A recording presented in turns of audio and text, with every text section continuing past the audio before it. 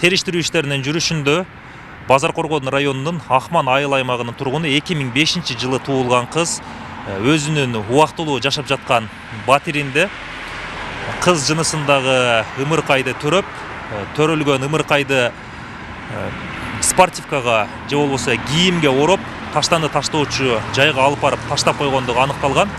Ал ошол жерде табылып алынган жаран жана милициянын аймактык ыйгарымдуу өкүлү тарабынан төрөт үйүнө жеткирилген. Ымыркай бактыга жараша азыркы учурда тирүү, азыркы учурда Жалал Абад шаардык ички иштер бөлүмү тарабынан дагы териштирүү, текшерүү иштери жүргүзүлүп жатат.